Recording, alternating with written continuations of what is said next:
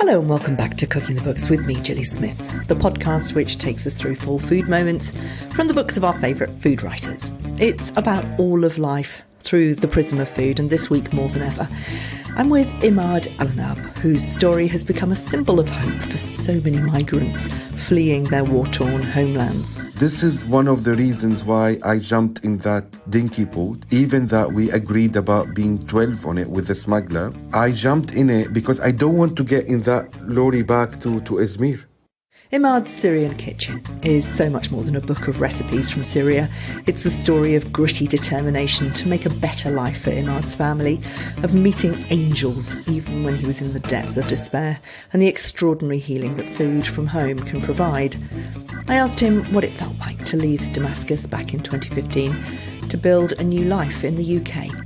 It's not the Damascus I left behind. It was totally different Damascus. When I left Damascus, it was not the city that I dreamed of, and it's not the city that I lived in. You know, I left something totally different. For example, Damascus Castle. It used to look this authentic historical castle, like what you see in movies or on photos.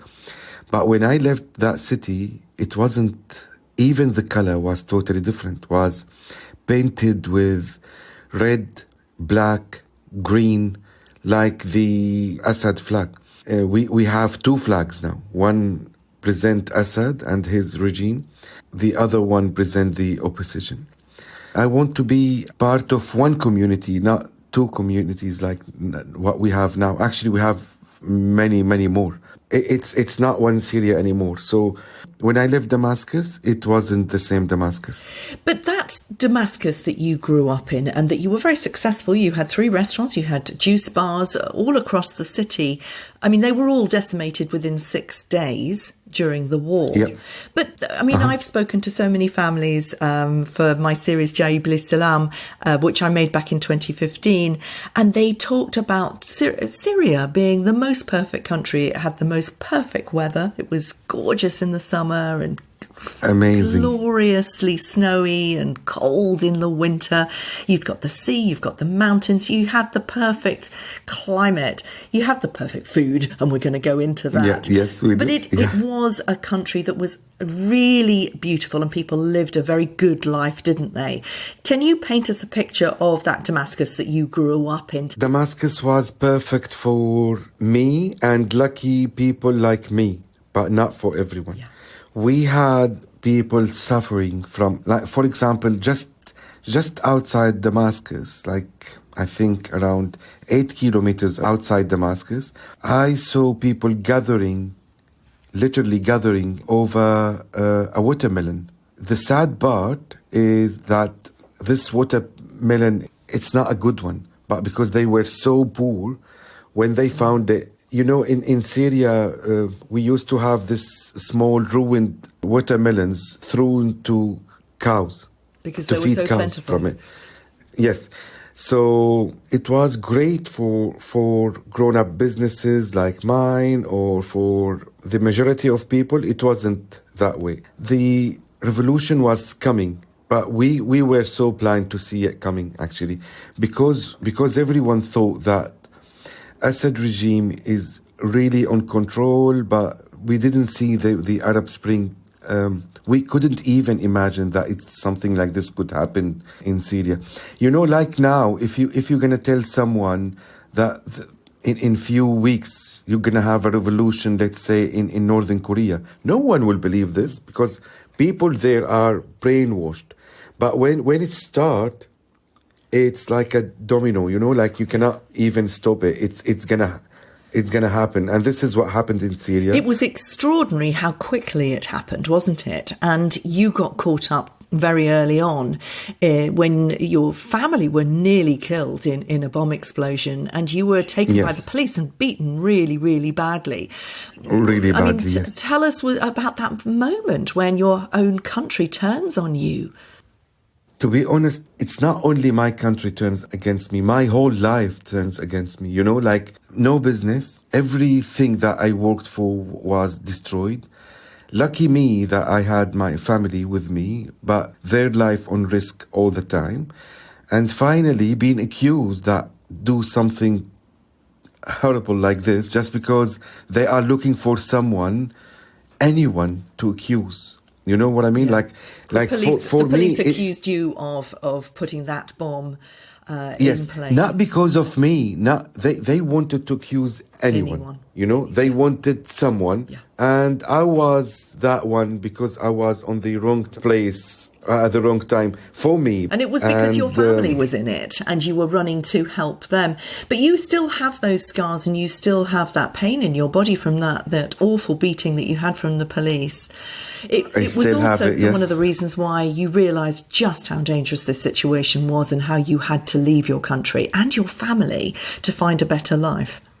To be honest, I think we all, somehow, all the Syrians for decades, we knew that this is very, very dangerous. And it was somehow like a dream to go away from Syria because it's not safe. It's really not safe to stay there. But also, you know, when we were kids, I do remember my father used to say something, for example, be careful, the walls got ears. That's mean, don't say anything against Assad or his regime because we used to call them mukhabarat, which is the secret police. It has nothing to do with any conflicts in the area. Mm-hmm. These secret police, it's only there to scare the people, you know, to terrify the people and the Syrians. Yeah. Absolutely. You did take that very difficult decision, though, to move, and you had to do it very quickly. It was the most difficult decision ever in my life. You've got 3 girls and your wife. The difficulty about that decision was leaving my family behind, not leaving the city. That city doesn't mean anything to me. I don't really know why I stayed there for 3 years between 2012, since I lost my restaurants, until 2015. But because that decision was so hard to leave your family behind, I couldn't take it. It took me 3 years to take that decision. I mean, the migration story, you know, we've watched it so many times. We've watched it on the news, horrifying stories. And you were one of these people who took the small boats that were so terrifyingly dangerous. I mean, you crossed in a rubber dinghy that was made for 9 people and there were 56 people in your boat, including 54, a pregnant yes. woman and 12 children. I mean, what was that like? I mean, we hear everything, we hear stories on the news every morning about the small boats and safe and legal routes. What was that like being in that small boat trying to get to a new life for your whole family? Let me tell you something which is, I think it's going to be a little bit shocking for the small dinky boat is not the scariest part of the journey. It could be some of the easiest part of the journey. We were in a back of lorry from Izmir in Turkey to something they calling the point, which is where these small boats will be there waiting for us to be on it. We were 95 on that back lorry. We couldn't even move. Someone, but just opposite of me threw up on us. We couldn't move just to wipe our face. It was so scary that someone fainted and he couldn't even fall on the floor.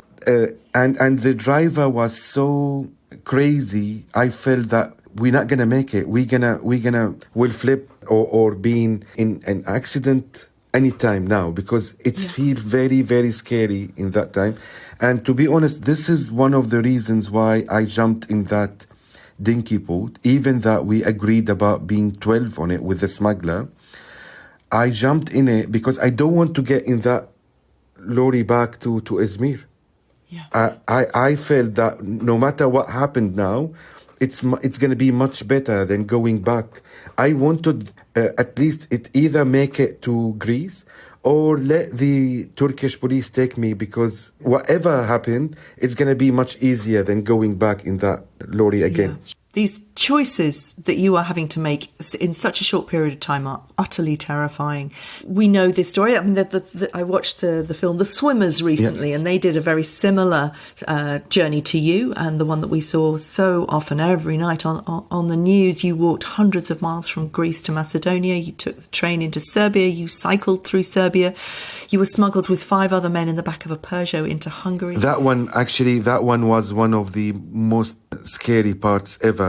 The driver was drunk, and honestly, it was honestly very, very scary moments in that Peugeot. I bet. But you got to Germany, and you could have stayed in Germany, but you knew that you had to get to England. This is where your family was, in Doncaster, and you could already speak English, and you wanted to get on and you wanted to start working. And let's talk about Calais. You did get to Calais, you went to the jungle and immediately knew that this is not where you could be. Now, I went to the jungle at this time as well, and actually it was a pretty amazing place. I mean, the refugees were creating high streets. There was amazing food being made in the jungle. I spent a couple of days there. It's extraordinary. Yeah. You decided that wasn't for you and ended up spending 64 days on the steps of a church cooking for 400 refugees. Tell me about that. When I went to the jungle, I already had this image in my mind that would be very scary for me. And then I met one of the most amazing human being ever, Frederick. I met her just near of the church, and she somehow guide me what to do, and would be easier for you. And her choices was, there is another way to do it. Yeah, amazing. And I stayed there for 64 days. I mean, that you do talk about a lot of these angel moments, these people who come from out of nowhere and they help you and they give you that split-second moment where you can suddenly go through passport control and you can suddenly get that opportunity to make that the rest of that journey. I mean, there are some very, very good people around, aren't there? I mean, I met them in the jungle, for example. There were a lot of volunteers there cooking up food for these people who had been through hell and back. But you meet so many of them, and actually you give a whole section of the book to these angels in your life. Just tell us about some of them who made your life feel so much better when you were at your lowest ebb. Actually, I think every one of us meet these angels every day. I don't know, but every time you go out, definitely there is some of these angels walking around you. It's your choice to look at them and see them. It's not like I'm searching for them, but it's make my life much happier when I see those people. And these act of kindness and act of love, it's really nice to feel that you are surrounded by these people, for example, yesterday I've seen, I was walking out of Carnaby Street with my family and someone stopped me and say, "Oh, we saw you on TV yesterday morning and we loved it and we just came here just to see you and say hello to you." Honestly, this is something make your life stunning and amazing. And if you focus on something negative all the time, you're going to live one time. So it's your choice what to choose. I chose love and happiness, kindness. So it's up to you what you choose. And this is what I focus about. And I'm surrounded with it, luckily. And you have a flock of angels. You have angels all around you, don't you? Including getting to Carnaby Street. I mean, I'm not surprised that person comes to actually witness the real Imad in Carnaby Street. And because you have been on television plenty of times now. But it was Asma Khan who, when you had finally arrived in England, you'd made your way to Doncaster, you were living with your family. The reality for all migrants who are waiting for asylum is no recourse to public funds. Unless you have a family to live with, you have nothing to live on. Many people are living in hotels with very little even access to enough money to be able to make culturally appropriate food for their own children. So they feel very, very disconnected and very impoverished spiritually as well as economically. You were very lucky. Your family actually looked after you until you could get to London. But then you were hoisted through the Cook for Syria movement to this pop-up movement, and from there you were spotted, your food was spotted, you were spotted, and you were given an enormous amount of support by all sorts of people like Melissa Hemsley, Clark and Wellboy, Asma Khan, who told you that she had a space for you in Carnaby Street in Kingley Court, which is where your restaurant is now. Mm-hmm. I mean, that's a lot of angels, isn't it? Actually, it started slightly bit before that, when other angels like Layla Khan, when we had our first pop-up restaurant in Columbia Road. The name of Imad Syrian Kitchen started in Columbia Road. But I think it's all started in Calais, when these newspapers in Calais start to write about refugee chef who's cooking for other refugees and for other people on a steps of church in Calais. But the name of it, and to put it all together, it's all start in Columbia Road. It was 9th of March 2017 when I saw that name on Columbia Road. By the way, it's still there. I don't know why, but it's still there. No one painted on top of it. It was the real beginning of Imad Syrian Kitchen. The name being chosen there from the logo, all of it and I had a lot of support from, and to be honest, and I do believe in a human being, and maybe everything happened for a reason. When I was in Calais, I was so sad that everyone comes and stay there for 1 or 2 nights and then they will make it to the UK. I was there for 64 days. I was a little bit disappointed that why me? Why I have to stay here on the steps of church all of this long and I cannot make it? But maybe this is why. I met all of these amazing people in Calais, and then we became friends in Calais, and then when I came into the UK, they give me a support, and we did it together. Absolutely. It is a story of humanity. Yes. And very often in the depths of despair, when right in the middle of hell, there is that extraordinary ability to see what can happen to human beings. Kindness floats to the surface, doesn't it? And it's a beautiful, beautiful thing. And, I'm very aware, as I'm sure you are, that there's going to be a mass migration with climate change very shortly. And we will see that combination of hell and heaven again. I'm sure of it. Let's talk about some of your food from Imad's Syrian Kitchen and from the book of the Syrian Kitchen. Your first food moment is hummus. I mean, it's a classic Syrian Middle Eastern dish. There's lots of hummus wars about who owns it, yes. But yours is a very traditional Arab recipe. I made this the other day and it was absolutely delicious. Really creamy, very tahini-y. Tell us about it. Really, I don't want to start a hummus war, but it's obviously Syrian. It's not, the whole region is Syrian, so for me, even if someone says that it's Lebanese or Palestinian, I don't mind because I don't believe in borders. You know what I mean? So it was just few, less than 100 years ago, it used to be all one country. It used to be all one Syria, or in that time they used to call it Bilad Sham. That's mean the region of Sham, which is it's used to be all one country. So I don't really believe in. The nice thing about it that it's very basic. So it's 5 ingredients. That's it. You can choose the topping what you wanted from. It's up to you.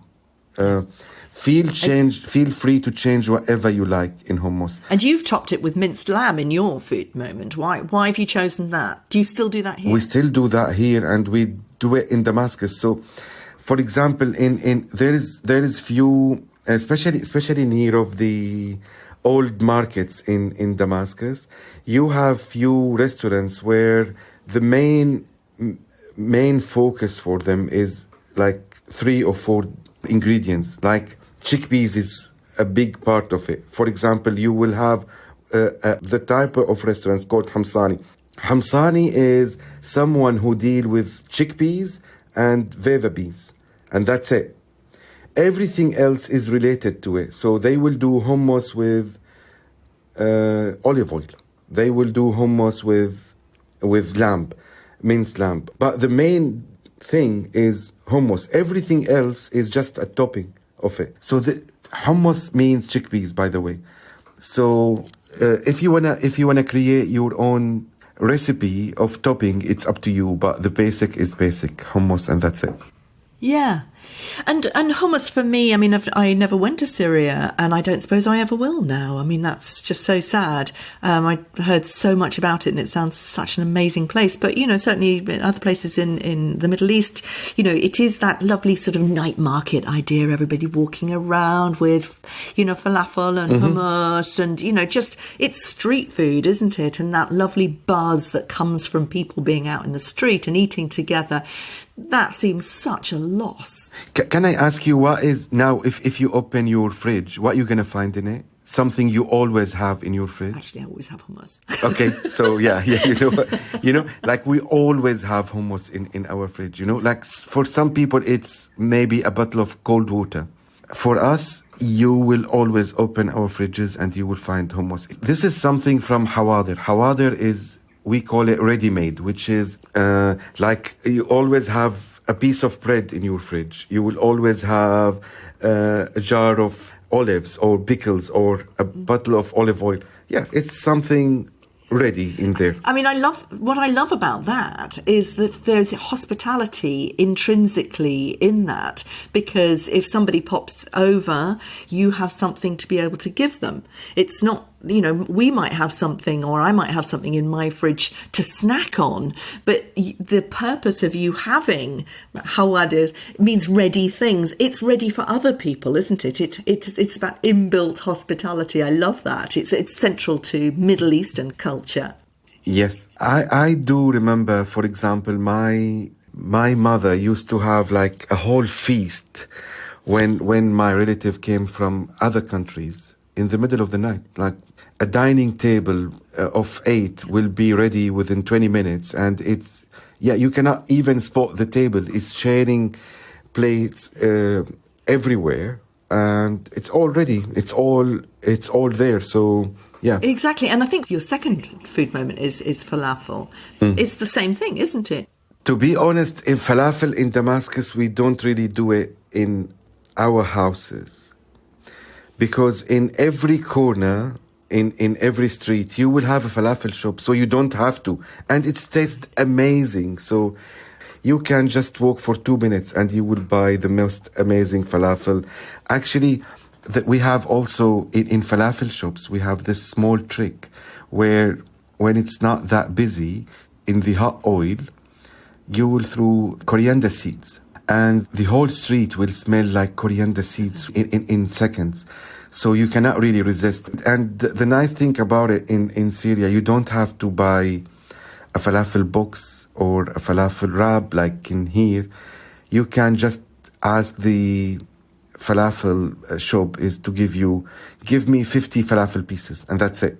Nothing with it. You will, of course, while you're waiting, because they will fry it according to your order. He will grab one piece of falafel, dip it in sumac, give it to you, and believe me, this is something to die for. Your third food moment, saroja, baby aubergine and cheese. Now, this is your creation, so it's quite interesting, isn't it? When I talk to a lot of people who are refugees from all over the world, and the authenticity, the unchanging nature of their mother's or their grandmother's recipe, that something that is absolutely, belongs to their country, mustn't be tampered with. But actually, there are 2 food moments of your 4 that are your creation. Tell us about that ability to play. To be honest, it's I think I would never dare, if I'm still in Damascus now, I would never dare to do anything like this. But I think this is the spirit of London. I can be myself in here. I'm not afraid anymore to create my own dishes. I felt here, because to be Londoner, that doesn't mean any specific background, or I dare to dream and I dare to create. You know what I mean? Like, people, they don't judge me anymore. You know what I mean? Yeah. It's a very open culture. Exactly. I mean, it's a melting pot, isn't it? Well, London's food culture is reflected by the wonderful sense of openness and hospitality that comes from the city. I mean, I have a term for British food culture, which is an unstable food culture, in that it doesn't have that rootedness where we know that something is British food. It's open. We're constantly fluid because of our colonial past, but also our acceptance of migrant cultures, which enrich our food culture. Actually, when people asking me about our Imad Syrian kitchen, I would always say it's a few parts of it. It's very, very traditional, but there is also something look like me, who's Syrian but Londoner at the same time. Very proud to be Syrian, but also very proud to be Londoner. I want this to be reflected in my food. The other day, I had someone in my restaurant saying that, oh, I tried Saruja before, but it doesn't look like this. No, you didn't. You know what I mean? No, you didn't. There's no such thing. Yeah, there's not. I mean, actually, Saroja is the name of one of the neighbourhoods in Damascus, isn't it? Yeah, so yes. it's literally something that you made up. It's not my neighborhood. It's somewhere just 15 minutes away from my neighborhood. But in the recipe, there is two types of molasses. One date molasses and one cherry molasses. This area used to be very known of doing molasses. And because they have this Damascus traditional houses, we used to do our molasses on these old roofs. So this neighborhood very famous to do molasses, and this is what when I created that recipe, it's inspired by that scene. And it reminds you of a happier Damascus. I'm just looking it up. It's a beautiful looking dish. Baby aubergines with panko breadcrumbs, eggs, za'atar, ground cumin, cracked black pepper, parsley, and olive oil with feta and halloumi and sesame seeds. And as you say, date molasses and cherry molasses with mint. It's a pretty dish as well. Let's go on to your fourth and final food moment. Another one that you have made up. It's Ibiza kanafa. Kanafa we know, but why Ibiza?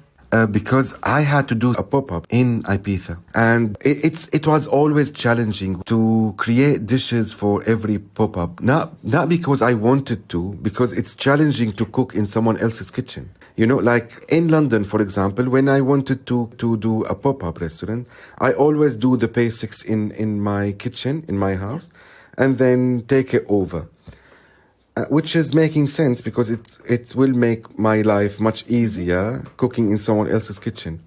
But cooking abroad in Ibiza was really challenging to create ice cream or baklava, or, you know, I don't have the right facilities to do all of that there. So I had to come up with an idea how to have a Syrian dessert. And believe me, it was really challenging. And then we created something. It's looked like cupcakes, but made from kunafa. Kunafa being a pastry, it's a cardamom pastry, isn't it? As a sort of classic thing, but you've done it with double cream. It's a cardamom pastry and nuts. Yes. You've dedicated this to Choose Love, the charity that really helped you, of many angels who have helped you along your extraordinary journey. Choose Love, you'd like to name check. Tell us about them. First of all, Josie from Choose Love, who is the founder of Choose Love, she is my friend from even before. Of course, with Hassan Akkad, my best friend, and he is also. So we both met. Hassan and I, we met in Calais, and then he met Josie, and then he introduced Josie to me. And Choose Love supported me to bring my family over. When I had the approval of my family reunion, it was really difficult for me because I want, like any other refugee, you need to pay for your tickets, renting a house, doing all of this. It's a massive, especially at the very beginning. So they supported me bringing my wife and daughters from Lebanon airport to Heathrow, and they paid for those tickets, which was You cannot imagine. It's for some people, it's a plane ticket. For me, it was a huge relief because otherwise, it's risky. If I couldn't do it on the time, it's risk to do the whole file all over again, just because I don't have enough money for tickets. So for me, it was a big deal. Then, at the same time, they launched their first pop-up, and I catered for that first pop-up few months after. I always had this relationship with Choose Love because you can tell exactly where your donations are going to, and it's always for a great reason. It's all transparent, and this is what I love about Choose Love. Yeah, and you have raised an enormous amount of money through your pop-ups, haven't you, through Cook for Syria? It's over 500,000. Yes, I would say yes. I mean, that's extraordinary. And where does that money go to? Oh, you can name it. Choose Love, Next Generation, UNICEF, Marlow, Wickham Refugee Partnership. Not only refugees. We raised money for homeless, young youth, for example. Yeah, many different things. A few things like we did something for Hope Hospital in northern Syria, in war zone. Imad, your story is quite extraordinary. So many people have been really moved by it, and you've become a sort of a figurehead. The story of the refugee who can give so much back to this country. When we listen to all these stories of the small boats and the politics of migration, you are a shining beacon for us all to understand. We invest in refugees to make the world a better place, to make our country a better place. And what's your opinion, having been on those small boats? What would you say to the politicians? What do you say to the politicians? Yeah, first of all, by the way, it's not only me. But lucky me, I was one of those people whose stories being known. But that doesn't mean that it's a unique success story. Not at all. I know a lot of people who did great jobs in their fields. Doctors, nurses, students. The swimmers. Yeah. Wonderful story. Everybody should watch that film. If you haven't seen it, it's on Netflix. Yes, actually, yeah, a lot of people like the swimmers, like me, like Hassan, Wa'ad al-Khatib, all of these people, lucky us being spotted somehow. But there is a lot of other stories which people didn't even hear about. Yeah, I totally agree. It's not acceptable for people to risk their lives and pay these smugglers. But the solution is not by flipping their dinky boat over and sink them in the Mediterranean Sea between Turkey and Greece. Which does happen, and it didn't happen to your boat, but you saw plenty of boats being rammed by the Greek police. Actually, we were threatened by the Greek coast guards. We were many boats, so they chose some other boats to flip over and to make their life a nightmare. And because they were busy with that boats, we made our journey. Otherwise, it will be us. This is not the solution. Sending refugees to a third party like Rwanda is not a solution. Being a massive amount of money to what you're calling hotels, it's not something for human being. How you can call it a hotel? Why, during the pandemic, you let these doctors and nurses from asylum seekers to stay in these hotels and not being volunteers in hospitals? Why? You've been very outspoken about the Syrian government, about the Assad regime. They won't let you back in any time soon while they're still in power. You wouldn't want to go back either. How do you feel about your Syria now? Let me tell you something. In 2015, it was 50 days after I arrived to the UK, I lost my mother. That doesn't mean I don't love her anymore. But now, somehow, I do accept that she's not with us anymore. I'm very sure she is in a better place. I'm very sure she would be very proud of me, and I'm very sure she is. She's proud of my daughters. But that doesn't make her a less part of my life. It's exactly the same with my Damascus, you know? I lost Damascus, this city And this country, the way it is right now, it's not mine. It's someone else right now. Hopefully, one day, we will take it back because it's ours. I don't know when, I don't know how, but hopefully with Syrian people, with our friends from all over the world, we will take our country back. Thanks for listening. Do pop over to Substack for extra bites, where you'll be able to hear a couple of episodes from my very first podcast, Jaibli Salaam, a story of Syrian migrants who'd made it to Brighton. And it's the story of their food and music from Syria. I'll see you next week.